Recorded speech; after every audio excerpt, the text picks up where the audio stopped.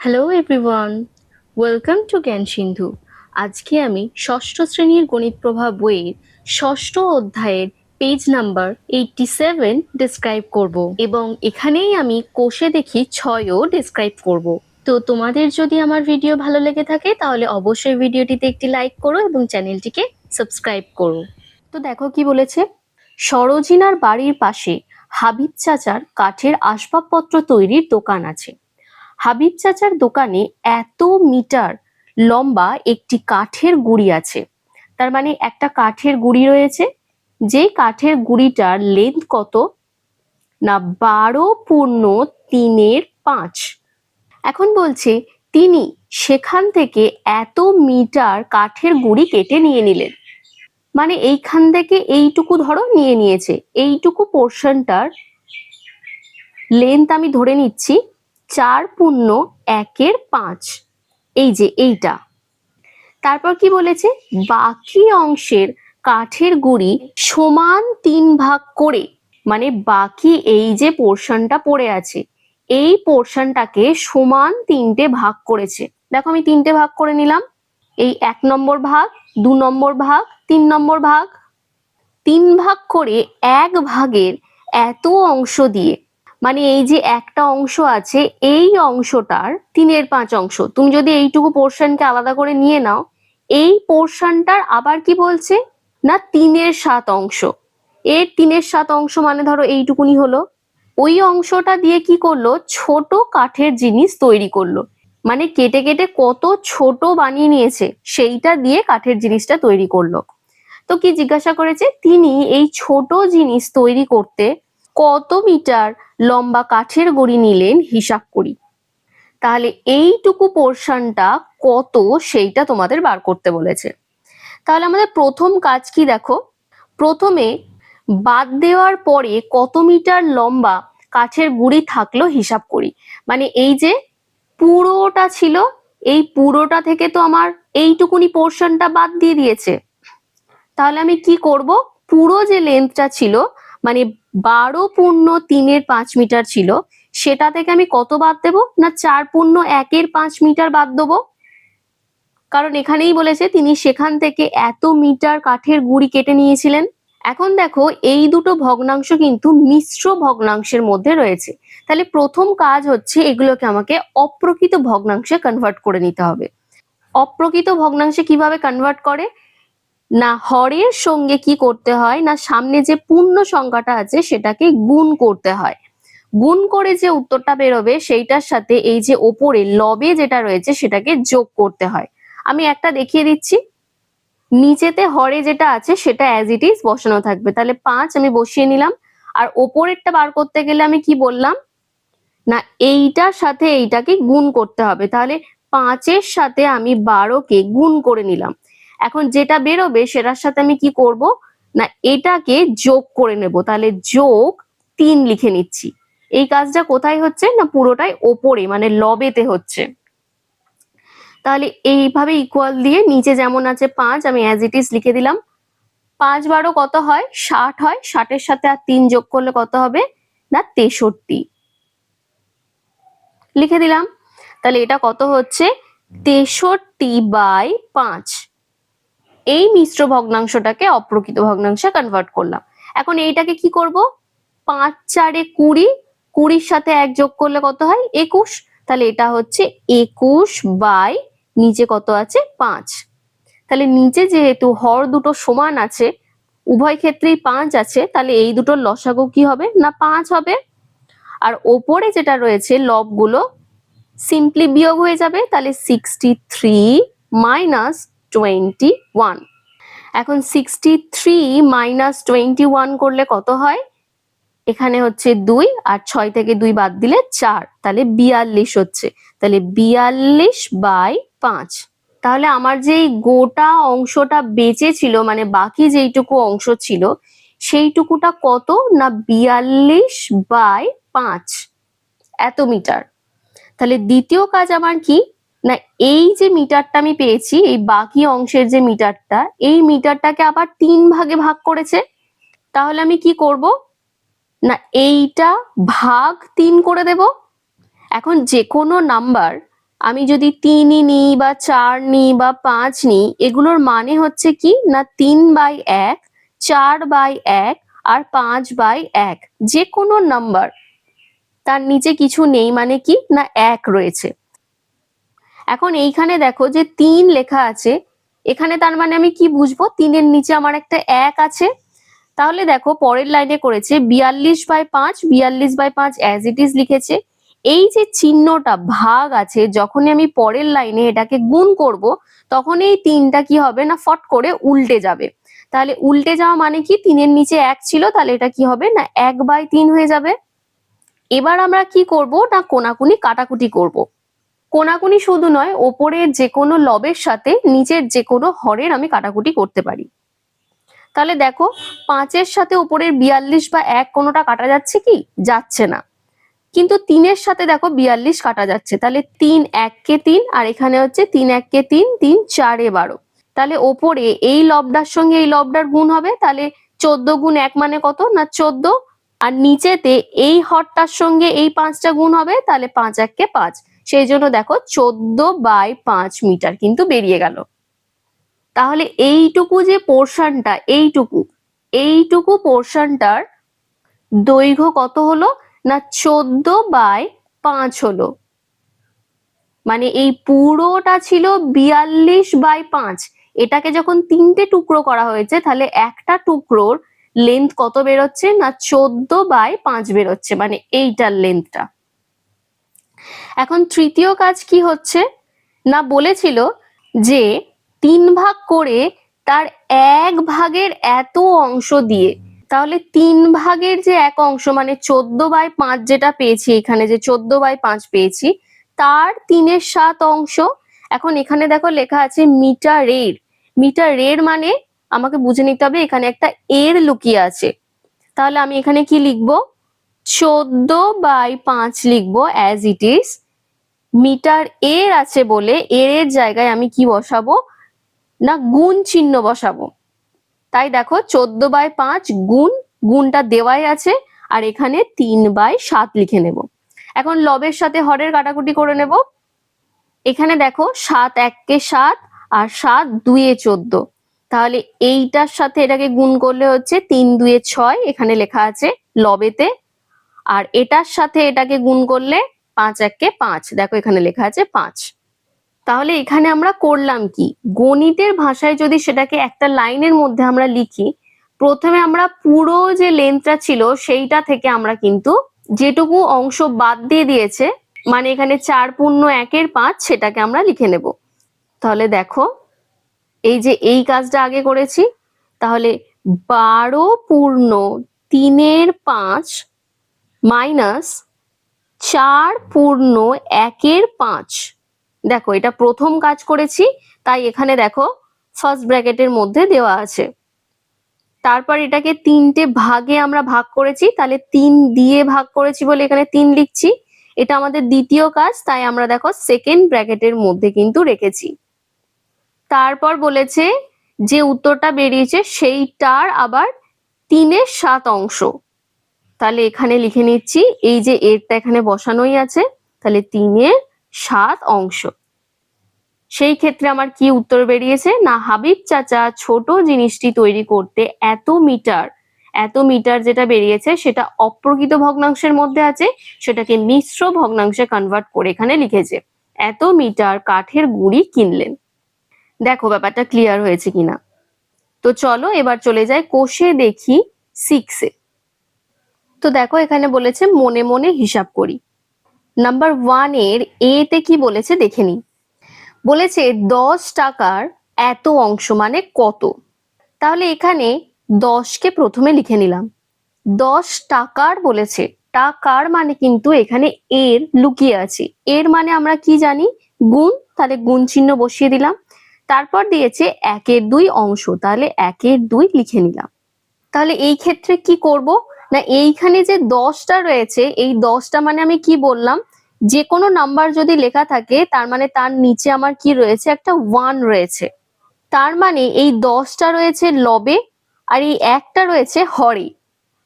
এখানে একটা উজ্জ আছে। তাহলে আর একটা কথা আমি বলেছি কাটাকুটি যায় যে কোনো লবের সাথে যে কোনো হর। তাহলে এখানে হরের 2 এর সাথে আমার লবের 10 কাটা যাবে। তাহলে 2 1 2 আর 2 5 10। তাহলে লবের 5 এবং 1 গুণ হয়ে কত হবে না 5 উত্তর বেরোবে। আর নিচেতে 1 রয়েছে, তাহলে এটাকে আমি 5/1 লিখতে পারি, বাট নেক্সট লাইনে আমাকে সেটা 5ই লিখে দিতে হবে, কারণ 5/1 মানে আমরা কি জানবো না 5। নাম্বার বি এরটাও দেখো সেভি দিয়েছে, তাহলে 25 টাকার মানে 25 টাকা লিখলাম, টাকার সাথে এর আছে, তার মানে এখানে একটা গুণ চিহ্ন হবে, আর 1-এর 5 লিখে দিলাম। তাহলে এখানে 5 1-এ 5 আর এখানে হচ্ছে 5 5-এ 25। তাহলে গুণফলটা কত দাঁড়াচ্ছে না ওপরের 5-এর সাথে 1 গুণ করলে 5 1-এ 5 আর নিচেতে 1 পড়ে থাকছে, তাহলে 5/1 যেটাকে আমি পরের লাইনে লিখতে পারি কি না 5। তাহলে এটাও কি হবে না 5 টাকা হবে। এখানে একটা টাকা ইউনিট হবে যেটা আমার লেখা হয়নি, বা একক বলতে পারো। তো এইগুলো জাস্ট একটু লিখে নেবে, দেখো ক্লিয়ার হয়েছে কিনা। তাহলে চলো চলে যাই নাম্বার সি তে। নাম্বার সি তে দেখো দিয়েছে কত টাকার। প্রথমে কিন্তু এ তে আমাদের বলে দিচ্ছিল এত টাকার, এখানে জিজ্ঞাসা করেছে এই 10-এর জায়গায় যেটা হবে সেইটা, মানে কত টাকার। তাহলে এটা যেহেতু বলা নেই, আমরা ধরে নিতে পারি সেই জায়গাটায় এক্স। তাহলে এক্স টাকার মানে টাকাটা লিখলাম, তার সাথে এখানে আমি লিখে নিচ্ছি গুণ চিহ্ন, যেহেতু টাকার আছে, এবং 1-এর 3 অংশ সমান 4 টাকা বলে দিয়েছে, তাহলে এখানে আমরা লিখে নিচ্ছি 4 টাকা। তাহলে এইখানে দেখো এইরকম যখন হচ্ছে উভয় ক্ষেত্রেই কিন্তু দুপাশে টাকা হয়ে যাচ্ছে, তাহলে এই টাকা আর এই টাকা কিন্তু কেটে যায়। সেই জন্য যখন আমরা ইকুয়েশন লিখবো আমরা কিন্তু এই দুটো টাকাকে নাও লিখতে পারি। তাহলে ইকুয়েশনটা কিছুটা দাঁড়াচ্ছে x into 1/3 is equal to হচ্ছে 4। তাহলে পরের লাইনে আমি একটা বা দিয়ে নিচ্ছি। কেন বাটা দিচ্ছি? কারণ একই লাইনে দুবার ইকুয়াল ইউজ করা যায় না। তাহলে x লিখে নিলাম, সমান 4 লিখলাম, আর এইটুকু অংশ যখনই আমার এই পারে যাবে আমরা কি জানি গুণটা ওপারে গেলে ভাগ হয়ে যায়, কিন্তু ভাগটাকে তো পরের লাইনে আমাদের আবার গুণ করতে হয়। তাহলে এই ক্ষেত্রে যখন আমরা এই গুণটা এপাশে এনে গুণই রাখবো, তখন আমাদের কি হবে, এই যে ভগ্নাংশটা আছে সেটা আমাদের উল্টে যাবে। তাহলে এটা হয়ে যাবে 3/1। তাহলে আমি কি বললাম না গুণ 1-এর 3 রয়েছে, সেটা যখন এপারে এনে গুণই আমি রেখে দিই, আমি জাস্ট এই যে ভগ্নাংশটা রয়েছে এই ভগ্নাংশটাকে উল্টে নেব। তাহলে পরের লাইনে আমি আবার একটা বা লিখবো এবং কমা দেব। x সমান হচ্ছে কি না 4-3-এ 12, আর এখানে এই একটা আছে 12/1, যেটাকে আমি শুধুই 12 লিখে রাখছি। তো দেখো নাম্বার ডি তে এখন কি বলেছে, নাম্বার ডি তেও আমি করে নিচ্ছি x মিনিটের। তাহলে মিনিটের ইউনিটের ওই মিনিটটা আমি লিখছি না, বিকজ এদিকেও মিনিট হচ্ছে, এপারে আমার বাম দিক ডান দিক দুদিকেই মিনিট হচ্ছে, আমার কেটে যাবে। তাহলে x এর 1-এর 6 অংশ, কত মিনিটের এত অংশ, মানে x মিনিটের এত অংশ, কতর জায়গায় জাস্ট x লিখে নিয়েছি, সমান হচ্ছে কি না 6 মিনিট। তাহলে এই ক্ষেত্রেও আমি পরের লাইনে বা দিয়ে একটা কমা দেব, x দেব, আর ইকুয়াল দিয়ে আমি এখানে 6-কে লিখে নিলাম, আর এই গুণ 1/6টা আমার এপারে গিয়ে কি হবে না গুণই যদি রাখি তাহলে 6/1 হয়ে যাবে। তাহলে পরের লাইনে আমি আবার বা দিয়ে লিখে নিলাম x সমান হচ্ছে 6 6 36। দেখো ব্যাপারটা ক্লিয়ার হয়েছে কিনা। তাহলে চলো চলে যাই এবার ই তে। ই এরটা কি বলেছে, আমি মালার থেকে তার 1 ঝুড়ি আমের এত অংশ আম নিলাম, মানে ওর 1 ঝুড়ি আম ছিল এখানে, সেইখান থেকে ও কত নিয়েছে না গোটা আমের, গোটা আমটা যদি আমি এক্স ধরি, মানে যতগুলো আম ছিল সেটা তো আমাদের বলে দেয়নি কতগুলো আম ছিল, 50টাই হোক বা সেটা 60টাই হোক বা সেটা 100টাই হোক, তো সেই জায়গাগুলোই এক্স ধরে নিতে হয়। তাহলে মনে করছি এক্সটা আম ছিল, তার কত অংশ বলেছে, গোটা আমের 1/3 অংশ, গোটা আম এর, তার মানে হচ্ছে গুণ। এবার কি বলেছে, আমি যদি 7টি আম নিই তাহলে মালার ঝুড়িতে কতগুলো আম ছিল হিসাব করি। তাহলে গোটা আমের 1/3 অংশ, সেইটা মানেই তো বোঝাচ্ছে 7টা আম, তাই না?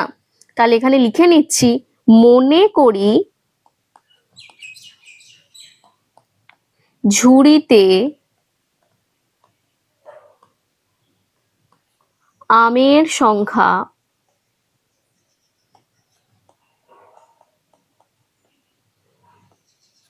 এক্স টি।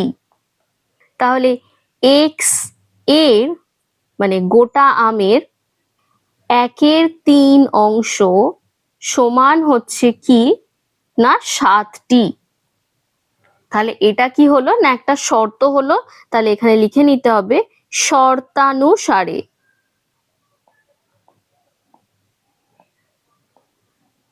তাহলে বাকিটা দেখো সেম আগে ডি এর অঙ্কটার মতন, তাহলে বা লিখলাম, তারপর এক্স লিখলাম, ইকুয়াল দিয়ে 7 লিখলাম, আর এই পোর্শনটা ওদিকে গিয়ে কি হবে না গুণ 1/3, যেটা উল্টে গিয়ে হবে 3/1। সেটাকে আমি 3/1 না লিখেও কিন্তু শুধু 3ও লিখতে পারি। তাহলে বা দিয়ে লিখলাম এক্স সমান হচ্ছে 3×7 কত না 21। যখন এই রকম সমীকরণ দেব তখন কিন্তু কোনো ধরনের একক আমি ইউজ করব না।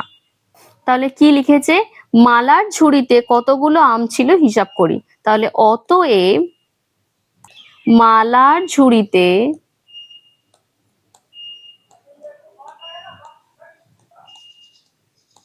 21টি আম ছিল। দেখো ক্লিয়ার হয়েছে কিনা। তাহলে চলো এবার চলে যাই এফ তে। তো এফ এ কি দিয়েছে দেখো, ওপরের ছবির বৃত্তের 2/7 অংশ বৃত্তের লাল রং। তার মানে প্রথম কাজ হচ্ছে মোট কতগুলো বৃত্ত আছে আমার গুনে নেওয়া। তাহলে দেখে নি 1 2 3 4 5 6 7, টোটাল 7খানা আমার বৃত্ত রয়েছে। সেই বৃত্তের মধ্যে আমাকে কি বলেছে না 2/7 অংশ লাল রং করতে বলেছে। তাহলে মোট বৃত্তের সংখ্যা আমার 7, তার 2/7 অংশ বলেছে, তার মানে বৃত্তের মানে এখানেও এর লুকিয়ে আছে। তাহলে এখানে 7 1 7 আর 7 1 7, তাহলে এটা কত হচ্ছে 2/1 হচ্ছে। তাহলে এখানে উত্তর হচ্ছে 2। তাহলে আমাকে কি করতে হবে না মোট 7টা বৃত্তের মধ্যে 2টো বৃত্তকে লাল করতে হবে। তাহলে আমি করে নিচ্ছি, এই একটা বৃত্ত লাল আর এই একটা বৃত্ত লাল করে নিলাম। তোমরা যে কোনো দুটো বৃত্ত করতে পারো, বাকিগুলো ক্লিন করে দিচ্ছি। তারপর কি বলেছে, ত্রিভুজের 3/5 অংশ ত্রিভুজে সবুজ রং করতে বলেছে। তাহলে প্রথম কাজ কি বললাম, ত্রিভুজগুলো আমার গুনে নেওয়া, মানে মোট কতগুলো ত্রিভুজ আছে দেখে নিতে হবে। 1 2 3 4 5 6 7 8 9 10, 10টা ত্রিভুজ আছে। তাহলে 10টা ত্রিভুজ এর, তাহলে আমি গুণ বসিয়ে দিলাম 3/5 অংশ। তাহলে এটাকে যদি কাটাকুটি করি 5 1 5 5 2 10, তাহলে এটা কি বেরোচ্ছে 2 × 3 মানে হচ্ছে 6, মানে মোট 6টা ত্রিভুজে আমাকে সবুজ রং করতে হবে। তাহলে এই একটাতে করলাম, দুটো, তিনটে, চারটে,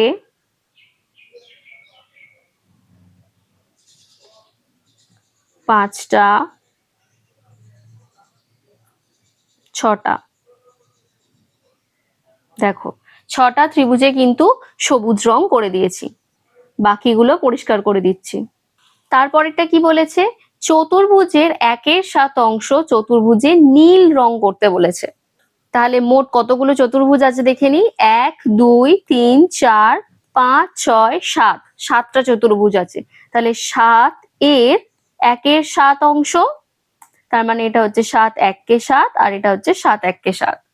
তাহলে কত হচ্ছে 1 গুণ 1 মানে হচ্ছে 1 আর নিচেতেও কত রয়েছে 1, তাহলে 1/1 যেটাকে আমি লিখতে পারি 1।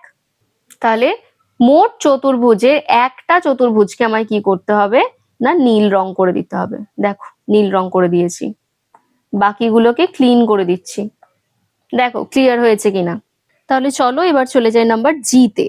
দেখো কি বলেছে, আজ বাবা এত লিটার খাবার জল টিউবওয়েল থেকে এনেছে। মানে এখানে ধরো 10 লিটারের একটা জার রয়েছে, মানে সম্পূর্ণ জল হচ্ছে এত লিটার। এখন বলেছে মা 1/5 অংশ জল রান্না করলেন। মানে ধরো এই এতটুকু অংশ জল মা কি করেছে না রান্না করেছে, তাহলে এইটুকুটা হচ্ছে কুক, রান্না করার জন্য ইউজ করেছে। বাকি জলের এত অংশ জল খাওয়ার পরে এখনো কত জল পড়ে আছে হিসাব করি।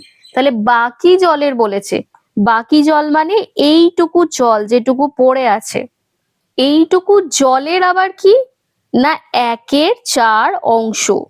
এইগুলো কিন্তু দেখো সব অংশ দেওয়া আছে, এটাতেও দেখো 1/5 অংশ দেওয়া আছে, কতটা এক্সাক্ট জল সেটা কিন্তু বলা নেই। তাহলে সেই পরিমাণগুলো আমাকে কি করতে হবে না বার করে নিতে হবে। তাহলে সম্পূর্ণ জলটা আমায় বলে দিয়েছে এখানে 10 লিটার, তাহলে লিখে নিচ্ছি মোট জলের পরিমাণ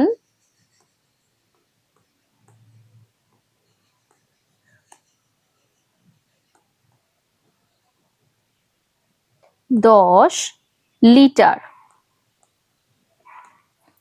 মা ব্যবহার করেছেন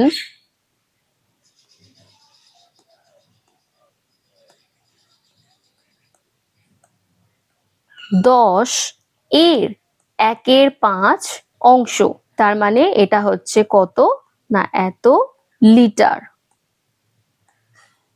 তাহলে কত বেরোচ্ছে এটা না 5 1 কে 5, 5 2 এ 10, তাহলে 2 লিটার। 2 লিটার জল মা ব্যবহার করে নিয়েছে, মানে 10 লিটারের মধ্যে 2 লিটার। তাহলে বাকি আছে 10 লিটার ছিল, তার মধ্যে থেকে 2 লিটার ইউজ করেছে, তার মানে 10 - 2 এত লিটার সমান হচ্ছে কত না 8 লিটার। 8 লিটার জল এখন পড়ে আছে, মানে এইটুকু জলের পরিমাণ হচ্ছে কত, যেটা হচ্ছে 8 লিটার। এখন বলেছে বাকি জলের 1/4 অংশ খাওয়া হয়েছে, তাহলে খাওয়া হয়েছে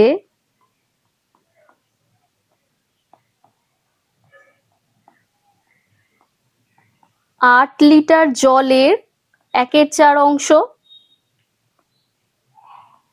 এত লিটার লিখলাম। তাহলে এটা কত না 4 1 কে 4, 4 2 এ 8, তাহলে এটা হচ্ছে 2 লিটার। মানে এইটুকু রান্নার জন্য ইউজ হয়েছে, আবার 2 লিটার কি হয়েছে না আমার খাওয়ার জন্য ইউজ হয়ে গেছে, তাহলে এখানে লিখে রাখছি ড্রিঙ্ক। তাহলে বাকি জলের মধ্যে 2 লিটার জল আমার খাওয়ার কাজে লেগে গেছে, তাহলে কত এখন পড়ে থাকবে না বাকি জল থেকে এই যে 8 লিটার থেকে, মানে এইটুকু পোর্শন থেকে যদি আমি 2 কে বাদ দিয়ে দিই, মানে এইটুকু পোর্শন যদি বাদ দিয়ে দিই, তাহলেই দেখো বাকি এইটুকুটা পড়ে থাকছে, মানে এইটুকুটা। তাহলে লিখে নিচ্ছি অতএব পড়ে আছে